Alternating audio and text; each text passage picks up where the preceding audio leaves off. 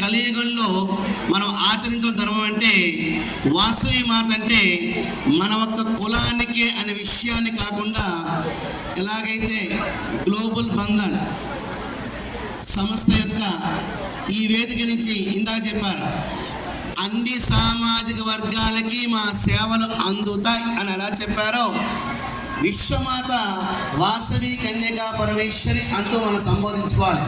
విశ్వమాత వాసవి కన్యకా పరమేశ్వరి మాతాకు తప్త చామికర ప్రజ్ఞా. మీరు నిశ్శబ్దంగా ఉంటారని 3వ శ్లోకం చెప్పా. మీరు మాట్లాడుతుంటే శ్లోకాలు వస్తూనే ఉంటాయి. మీరు నిశ్శబ్దంగా ఉంటే ఆపుతా, అది చెప్తూనే ఉంటా. మనకు లభించిన సప్తకోటి మహామంత్రాలు, దానిలో మనుముఖమైన స్థానాన్ని 2 మహామంత్రాలు ఆక్రమిస్తాయి.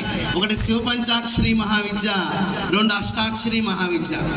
దివ్యమైన భవ్యమైన గ్లోబల్ బంధన్ ఫౌండేషన్ వారి యొక్క ప్రమాణ స్వీకారోత్సవ కార్యక్రమం 2026 టు 2028 ఈ కార్యక్రమంలో మనం పాల్గొనున్నాం.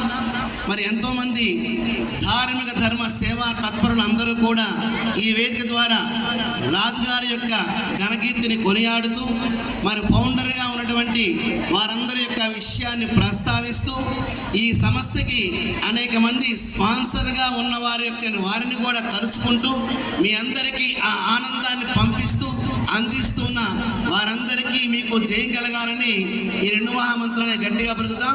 అందరూ నమస్కారం ముద్రలోకి రండి, చెప్పండి ఓం నమః శివాయ. ఆ యొక్క ద్వారబంధం కూడా దాంట్లో మీ శబ్దం. భోజనాలు ఉన్నాయి, ఇందా చెప్పారు, మేడం చెప్పారు భోజనాలు ఉన్నాయి, కొంచెం గట్టిగా పలకండి ఓం నమః శివాయ. చాలా మహిళా శక్తి అన్నారు. ఇక్కడ మహిళలు ఎక్కువ ఉన్నారు, మొత్తం పురుషుల కన్నా 95% మహిళలు ఉన్నారు, 5% పురుషులు ఉన్నారు. మీ మహిళా శక్తి ఇదేనా? ఓం నమః శివాయ.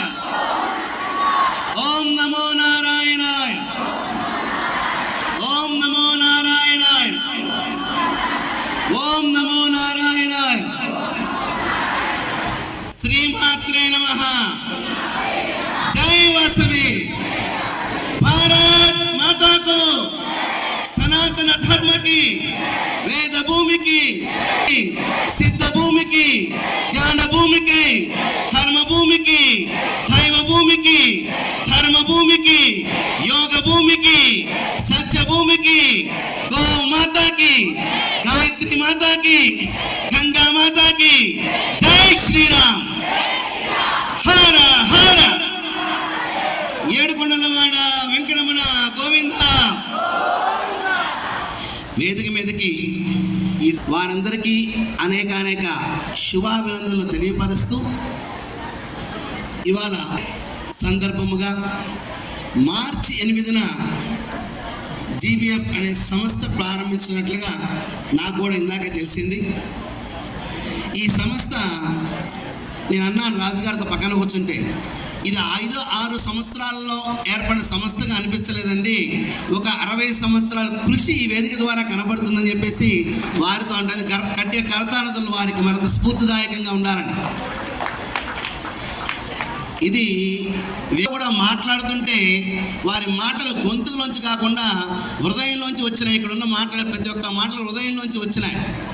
అలాగే ఇక ఇమ్మిడి రమేష్ గారు వారు మాట్లాడుతూ, మనకి ప్రతిరోజు కూడా ఉమెన్స్ డే అని స్పష్టంగా భారతీయతను కొనియాడారు ఆయన. ఎందుకంటే ప్రపంచవ్యాప్తముగా ఉన్న సుమారుగా 200 దేశాల్లో 6500 మతాల్లో 4300 భాషల్లో ఉన్నతమైనది, మహోన్నతమైనది, చూడంగానే నమస్కారం పెట్టే గొప్ప సంస్కారం ఎక్కడుందంటే భారతీయ స్త్రీమూర్తులు అనే విషయాన్ని మనందరూ గుర్తుంచుకోవాలి. కావున కట్టు బొట్టు ఆచార వ్యవహారాలు చూడాలంటే అది భారతదేశం ఇంకా చూడాల్సిందే. ప్రతి ఒక్కరూ ఈ దేశం యొక్క చూపును మరల్చవలసిందే. అటువంటి భారత స్త్రీకి ప్రతిరోజు ఉమెన్స్ డే. మనం ప్రత్యేకంగా father's day, mother's day, women's day అవన్నీ మనకు సంబంధించినవి కాదండి. అయినా సరే మనం గౌరవిస్తున్నాం. కావున ఇమ్మిడి రమేష్ గారు చెప్పినట్టుగా, రాజుగారు మీరు కూడా మా తృప్తికి వస్తారండి.